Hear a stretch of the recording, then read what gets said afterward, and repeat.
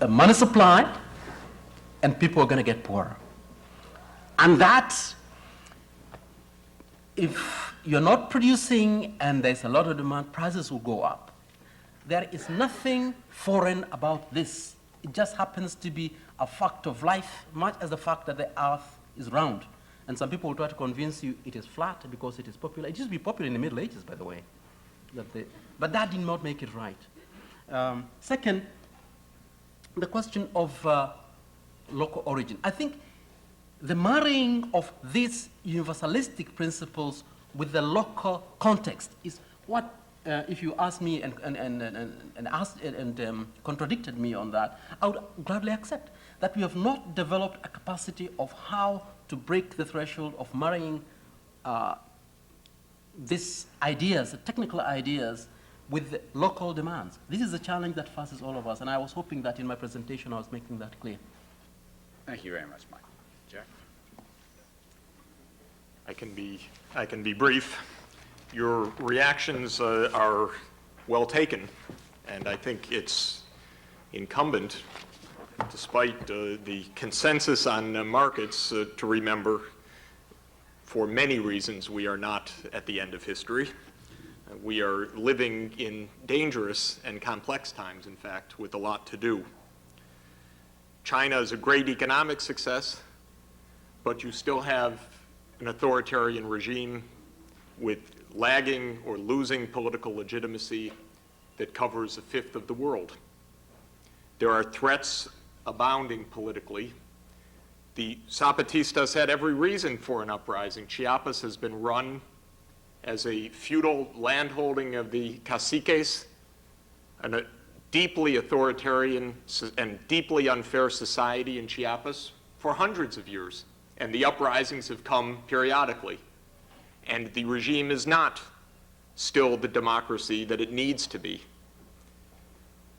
On politics, this is a struggle all over the world, unsolved. In economics, it's also obviously not true that one can be absolutely calm and sanguine. Virtually every country in the world has lost part or all of its banking sector to financial crisis in the last 10 years. The US had a modest $250 billion little accident in the savings and loans. Mexican banking sector went belly up. The Japanese crisis could potentially top our own. Some estimates put it at $500 billion of potential loss if things went badly. The perfectly well-managing Swedes managed to bankrupt their banking sector, as did the Norwegians, the Danes, the Finns. Nobody has gotten this right. We don't yet know how to live in a world of open capital mobility securely and safely. There are bumps and risks ahead. Getting international rule of law and cooperation seems to be pretty high on the agenda. It's an unfinished business, although I thought some constructive steps were taken in the past week at the IMF and the World Bank annual meetings in at least recognizing the need to be ready for such emergencies. It's important to remember on the question of, which is a very interesting one, of what do we really know about the results of these reforms. It's very interesting to read what Mr. Krugman says in this widely read essay. He doesn't say that the reforms have small returns. He says that the secret and embarrassing fact is that our textbooks attribute only small returns to these reforms. So much the worse for Mr. Krugman's textbook, because the point is, and what has made the world turn in this way so strongly, is the experience, not the textbook in the end. All the textbook preaching didn't do it. It was the massive financial bankruptcies of the alternatives and the fact, and I have the data before me, that while 11 out of 15 open developing countries grew faster than 3% per capita growth in the period 1970 to 89, only 4 of 74 closed developing countries did. Open trade has proved its worth magnificently, and the truth is we don't understand fully why. Krugman's complaint is about the textbooks. It should not be about the reforms themselves. And finally, I can say, and that's why we have a lot of studying and work to do ahead, partly to understand what it is that's happening. Finally, I'm happy to say that Poland did not bring back communism. Poland's trying every possible government it can think of. They're into their sixth. But everyone has campaigned against the one before and then continued exactly the same policy. And it's not, and that's the nature of a new democracy in difficult times. But the wonderful fact is that Poland is growing at least 6.5% this year, and some estimates put it at 8%. There's an absolute boom, economic boom underway. There's a presidential election November 5th. Every presidential candidate is running on the platform of maintaining and accelerating these reforms. This is a society that's reaching consensus on the direction because the results are before everyone to see.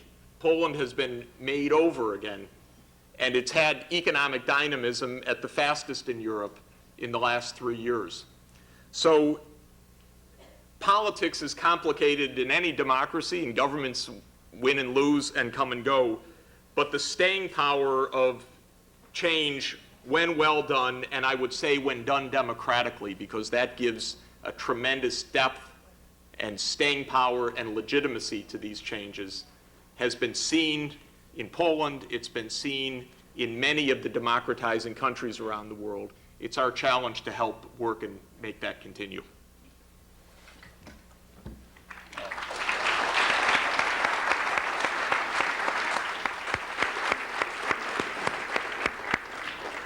I'd like to conclude with a few credits. I'd like to thank our speakers, our panelists, obviously, some of whom came a distance to this. We were very grateful that you were able to do so. I think you were very stimulating. Thank you very much.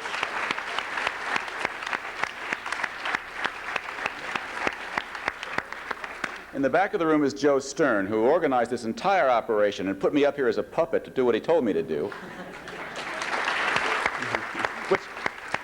Which I didn't, of course. I'm ending 15 minutes late. And with him were Vivian Goldman and Gretchen O'Connor, who helped a great deal to organize us and will continue to be organizing things for us. Thank you. Finally, most of all, I'd like to thank Dwight Perkins for 15 years of wonderful performance with HIID. Godspeed in what you do in the future, and thank you very much for the occasion for this. Please also applaud Dwight.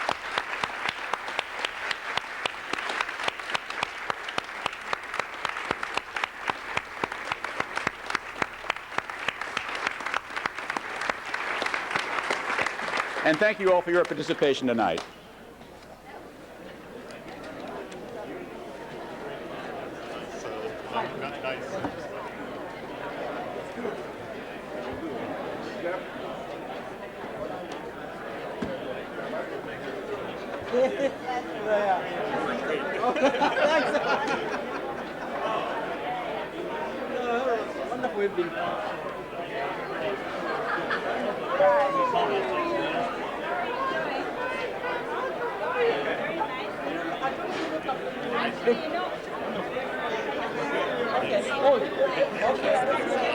Thanks for coming. Yeah, welcome. Just come to it. Are you staying for the dinner? Yeah, I'm staying for the dinner. Okay. Yeah. Yeah. All right, we'll get Andy. 4, okay. Oh, go ahead. Go ahead. We'll have the time, energy, and knowledge. You say the same for Yugoslavia, the way